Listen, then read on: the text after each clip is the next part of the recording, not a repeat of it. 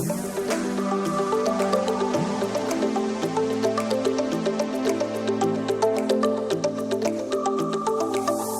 everyone, welcome back. Today I'm going to be showing you how to make one of our most heavily requested recipes, and that is currants roll. And today I have some help from our friends at Cuisine. We're going to be using some of their products, so their flour and their currants, to make this recipe. So without further ado, let's get started. Alright, so for this recipe we're going to be working our butter into our flour to kind of get that nice flaky texture. And this can be done two ways, using a machine like a food processor or by doing this by hand. I'll be doing with the food processor, but I'll also kind of talk you through how you can do it if you don't even have one of these. Okay, so right now I'm going to add my flour, and it's 3 cups of flour straight into my food processor. And to my flour I'm adding 3 tablespoons of granulated sugar, 1 teaspoon of salt, and I'm going to close this up and just give this a quick pulse just so that everything is incorporated. Great. So now here I have 8 ounces of really cold solid butter, unsalted butter that I just kind of cubed into little chunks, and I'm just going to dump this right into my food processor. Now if you don't have a food processor, here's what you can do. You're going to take a cheese grater. I know it sounds a little bit funny, but you're going to take a cheese grater and you're going to grate your butter, your cold butter, into your flour mixture, and that way you don't have to chop it up. It's already grated right in. And there's a couple doggies barking right now, and my neighbor's mowing his lawn, so please bear with the noise. It won't affect the taste of the currants roll, I promise. Okay, so pulsing away.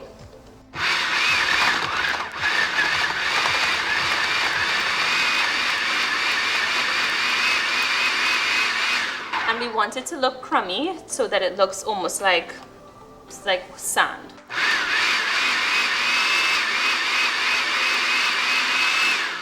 So this way I'm working the butter into my flour so that when it's in the oven and the dough is baking, the butter kind of melts evenly throughout the dough, and that's why you get that delicious, crispy, flaky texture of our currants roll. I have about a cup of cold water. It's ice cold. What I'm going to do is I'm going to pour the water into the flour butter mixture, and just gently work it into a dough. So there you go, I'm pouring it on. Didn't pour it all in at once because I'm just trying to work. So I'm just going to use my hands and just start to bring this dough together. And it's really, really crucial, guys, that you must have all your ingredients extremely cold. You want to keep that butter solid for as long as possible. And now I'm just going to dump my dough onto a floured surface. Mind you, I'm not going to knead this dough at all. It's going to give me some more surface area to work the dough together. So you want as little handling as possible, because your hands do have residual heat on them, because I mean you are a living human being. So that melts the butter. We want to make sure it's nice and solid.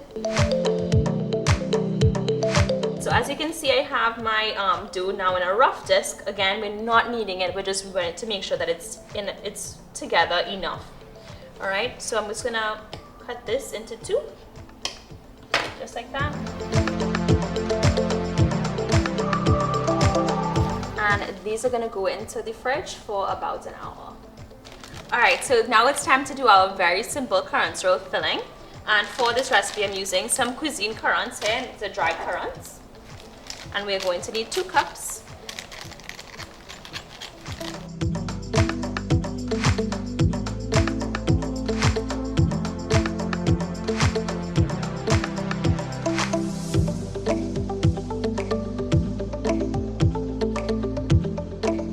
So I have my 2 cups of dried currants from Cuisine, and now I'm going to add 4 tablespoons of brown sugar. And then just 2 pinches of ground cinnamon. So simple. I used to think there was like a bunch of different stuff in the currants roll, but it really is just the cinnamon and brown sugar, and there you go. So I can let you guys in on a secret. I'm actually not the biggest currants roll fan. This is the only currants roll recipe that I like, and it's actually my Auntie Janice's recipe. So Auntie Janice, thank you so much. Love you for this recipe. It really is delicious and worth sharing. So my dough has rested for about an hour. I'm just gonna take it out. All right, you can see you can still see the chunks of butter in it right there. That's what you're looking for. And I'm gonna put it on to a floured surface like this. And I'm using a rolling pin as well.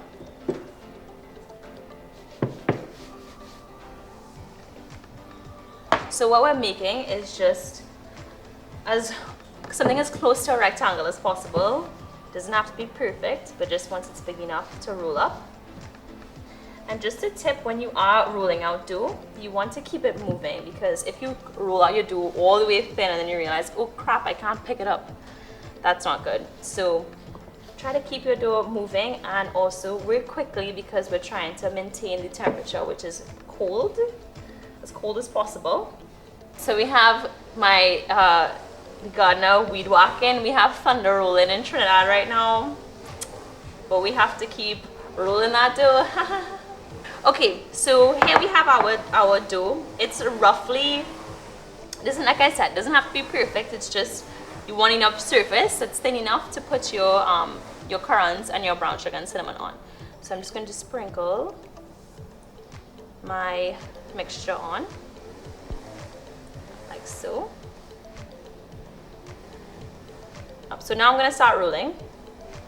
And I'm just very gently with my hands, and I'm going to use a bench knife just for some assistance, just rolling it onto itself, like so.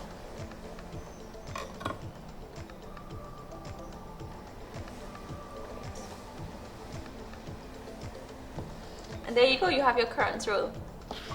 Now I am going to gently, taking my time, transfer this onto a cookie sheet that I have lined with some wax paper. So we have our two currants rolls that look pretty good, I must say. Now we're just going to take a fork and just score them. And this way, any steam that rises out from the butter that's melting has a place to escape. And then I'm just going to brush my egg wash on all over, and this is going to help with the browning of the currants roll. And there you have it, guys. I'm going to put this in the oven. My oven is preheated at 425 Fahrenheit. I'm going to leave it in there for about 10 minutes, and then I'm going to reduce the heat to 375 and leave it in there for another 25.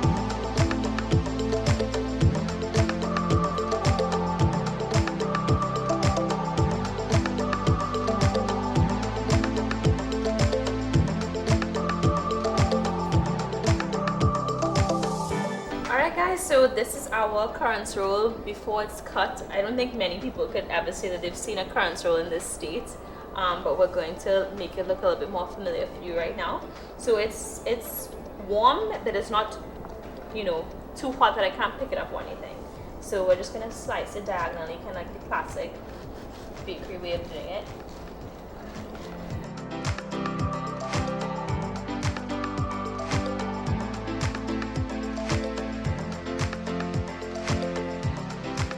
Okay guys, so I have my English breakfast tea here because I can't have currants roll without a cup of tea or coffee. Perfect, and now we have to try our currants roll. As you can see here, some really nice, you know, lots is packed with currants from Cuisine.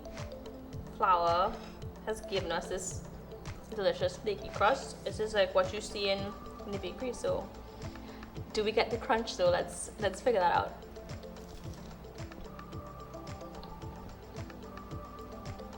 Like I said, it's the only currants roll I like. Thank you so much again, Auntie Janice, for this recipe. It's the best.